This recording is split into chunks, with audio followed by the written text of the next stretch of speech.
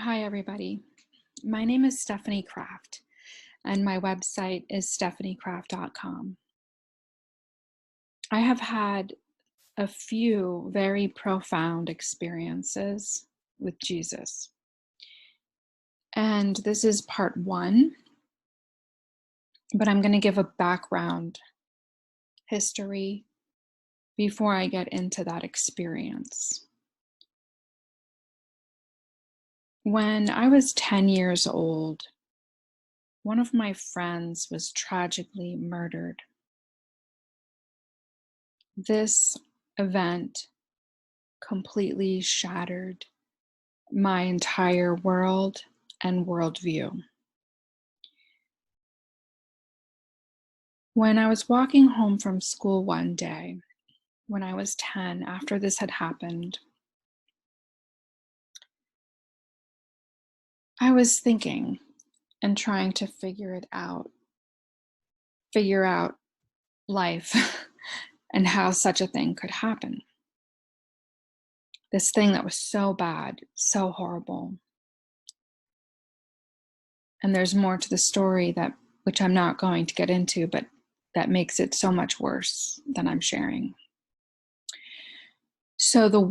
And because of that, it shook me to my core. So I was walking down the street and I said to myself, if this can happen, then there is no God.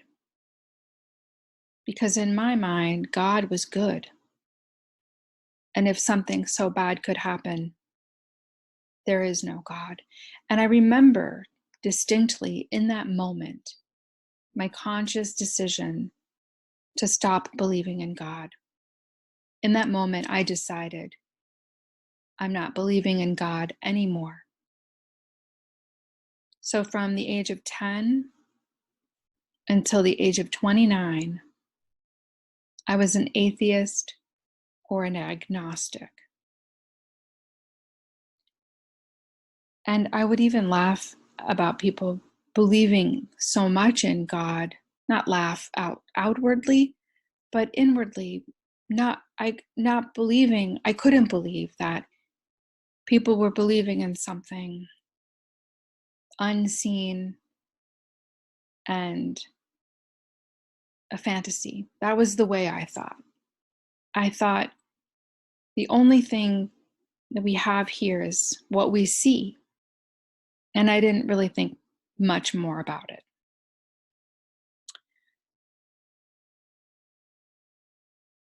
And the other part of this is that growing up, my parents did try to bring us kids to church when we were little. My parents both went through the Catholic schools, which was not a pleasant experience for either of them, as I'm sure you have heard about the nuns and how they treated the children in schools. So when they tried to take us to church when I was really little, that was like they brought us to Catholic Mass, which of course a child isn't even going to understand anything that's going on there. We didn't go to Sunday school. We just were in Mass with all the other adults and, trying to be quiet and not laughing and playing around with each other because we were very young. All of this to say that none of it resonated with me. Nothing in particular. I wasn't taught anything in particular, but I just felt like the Bible was mythology, made up stories, and I really never learned anything, in the Bible, no stories. My parents did not teach us religion. So they tried to take us to Catholic Mass when we were little, and it got really hard with 3 kids, and my sister didn't want to put on a dress, and my mother had to fight with her every time. So my parents gave up when we were young. We didn't keep going. I didn't grow up with any religion at all. There was no religion in my house, no Bible, no talk of God, nothing, zero talk of spirituality, religion, or God, nothing. So I guess it was pretty easy for me to become an atheist at age 10. I didn't tell anybody. Not until way later, probably into my 20s, was I more verbal about it that I didn't believe in God. Anyway, when I was 29 in the year 2000, and I was living in Denver, Colorado, I began to have a massive, massive spiritual awakening. This continued throughout the year of 2000 with many, many experiences. And I ended up moving back home to Washington, D.C., where I'm originally from, because my father was diagnosed with cancer and I went home to take care of him.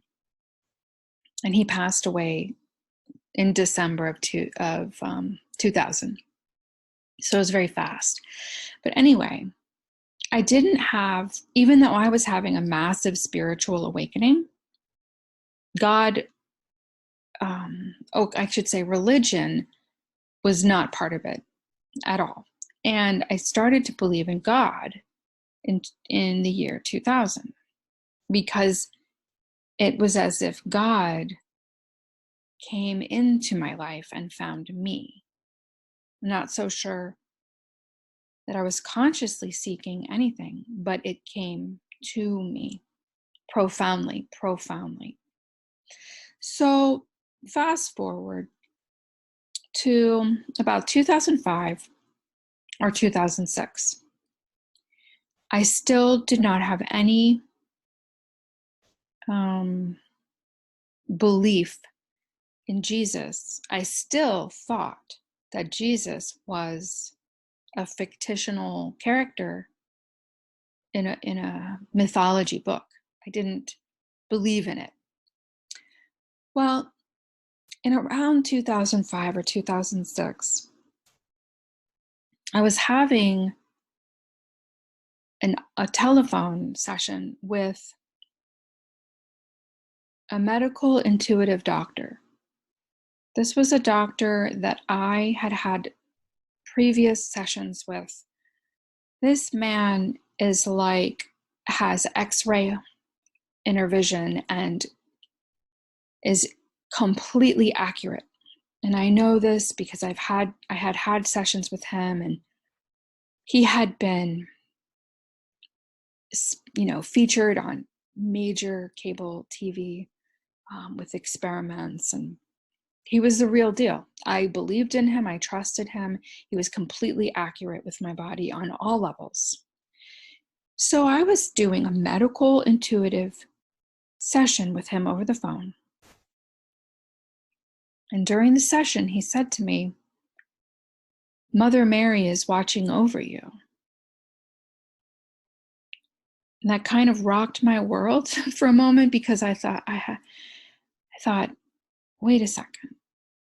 After I hung up with him and we finished our session, I was like, wait a second. Mother Mary is watching over me. And this man is so completely accurate. I believe everything he says, 100% accuracy with everything else.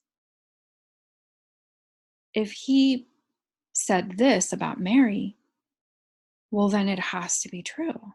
So it started to open my mind to consider, well, maybe Mary is real. And then I thought, wait a second. If Mary is real, then Jesus is real. Wait a minute, is Jesus real? So I started to consider the possibility that Jesus was real and existed.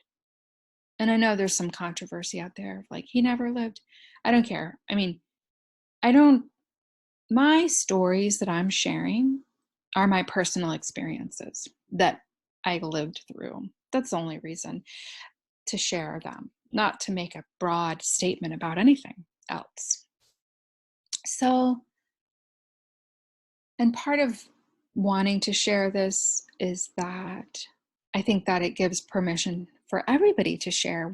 I've noticed that people have shared their Jesus stories on YouTube. I haven't really listened to many of them, but I know they're out there. And I do think that by people putting their stories out there, it does give more people permission to share their stories, which I think is just really fun, because we get to share stories and otherwise we may hide them, keep them secret and private, which I have done until now. I have told, close friends about some of my stories, but here I am sharing it more publicly. So in 2005 or 6, whenever that reading was, I know when I had my child in 2005, so I know it was after that. So it was when he was still a baby. So that's why I know the approximate timeline of this. So my mind began to consider that Jesus was real. So I didn't do anything with that information. And then in about 2007 or 8, something happened to me. All of a sudden, I felt Jesus's spirit, or his essence, his being,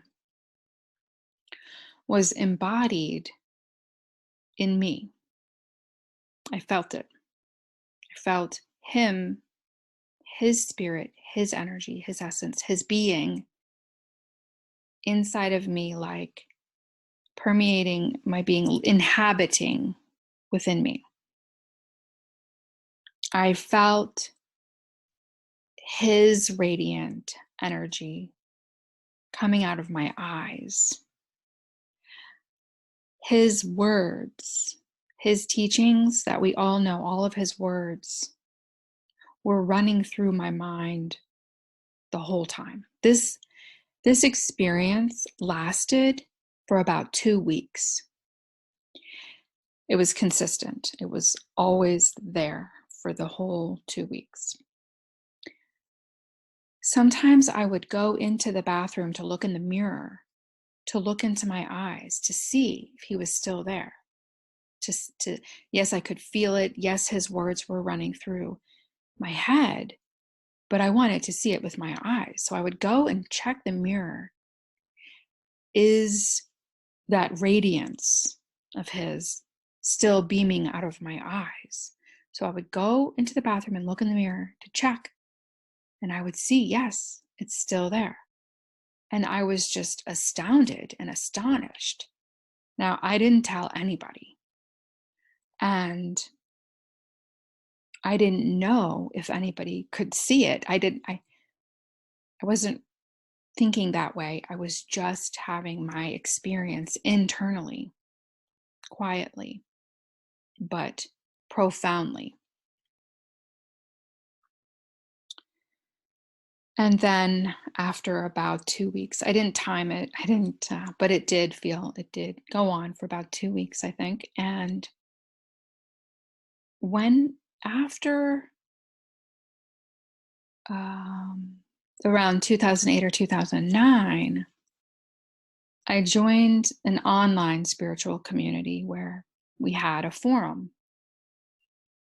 And it wasn't until a couple of years into being on that forum that I shared my story. I wrote it out, just like I'm telling you now, that for about 2 weeks, Jesus embodied within me.